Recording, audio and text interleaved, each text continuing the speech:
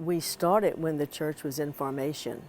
We worked with our original pastor, and we had meetings at actually my cousin's home, who used to live in a distant relative of mine who used to live in Woodland Ridge where we live. We actually met at his home several times, you know, discussing about how we were going to come up with a name, how we, you know, different aspects of what needed to be taking place. At the same time, we were trying to convince the church not to build this parish where it was originally supposed to be built. None of us particularly cared for that piece of property. And fortunately, this property came available to us, and the church agreed. We really wanted it to be closer to Woodland Ridge, but we didn't realize at that time that St. Jean Vianney was going to be built further down the street from us, because I'm basically at the edge of this parish, being in Woodland Ridge. So having those meetings was really nice. Nikki, my husband Nikki, went to really more of them than I did. We met at Episcopal Chapel for years. We'd have a little choir there. Actually, Teresa and Tom Clark's sons used to play the guitar and whatever. They were always there at Episcopal, you know, having music, because St. Patrick's always tried to have some form of music and choir. They didn't have an official choir, but those boys were good. They were really good at keeping it light and yet very reverent. My favorite memory, outside of my children being going through their first communion and confirmation here, is when we used to have our fairs. We would have fairs here where that parish hall is built now.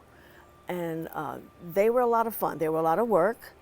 We sold a lot of corn dogs. We sold a lot of hamburgers. We sold a lot of drinks. And the kids, you know, we never had rides or anything, but we'd always have fairs with the little small games and whatever. So those were my happy days here at St. Patrick's.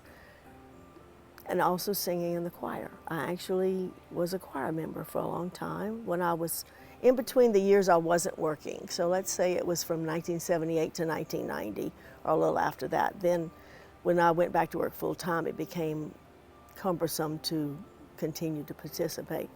And now I don't participate because the voice is really not like it used to be. I don't know that I do them any justice at all.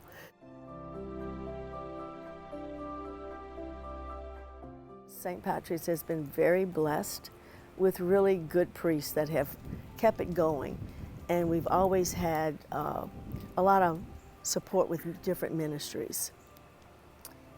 Today, I do more as a retiree for the church than I used to, and especially being part of the Altar Society, then that gets me more involved with it.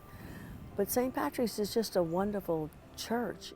This is my parish, and I've always been here. I may not have always been as active as some others, but I love this church, and it's just my parish. It's where I started when it began, because we moved in Woodland Ridge in '72, and I think the church came about in like '74, '75.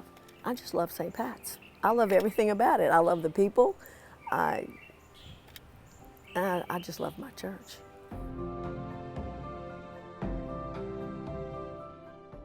That we can grow and bring more young people in, because it's going to take the young ones to continue it, because we will be going, you know, not here. Even in my own family, I mean, my children were all raised Catholic, and we've baptized all of our grandchildren. I wished I could say that all of my great-grandchildren have been baptized, but for some strange reason, my grandchildren, they get it with a bunch of other younger people, and they don't like the term religion. I don't know why, because I have never thought about that. It's not part of me. It's not how my children were raised. But for the church to continue to grow, they have to stay within the true church's teachings, but yet find a way to bring those younger people in, because you have to have them. You know, at my age, if I'm here 20 years from now, I don't know that I'll be sitting in this chair. I might be at home somewhere. But so you've got to take and get the younger ones more interested in being Catholic understanding what it means to be Catholic, and that it is the true church, and that they need to be part of it and make it grow. This parish will grow if it brings the younger people in.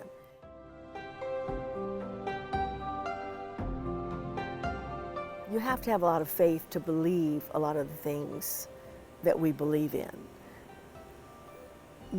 That's why one reason why I wanted to go and start into Bible study, so I would learn more about how to speak to someone and talk to them when they counter me with things, because I was taught by nuns for 12 years, okay? Way back when. And the Baltimore Catechism, way back when. So that's what my faith is based on, and which is a lot of faith. It's a lot of, and it's been challenged. My faith is, I can't tell you it hasn't been challenged, but it's so deep within you that it comes out, and you place your faith in God, and you know He's gonna carry you through whatever. That's what I want my great-grandchildren, my grandchildren and my great-grandchildren to learn, to come to understand, and want to be part of a church. To keep St. Patrick's going, that's what you have to have.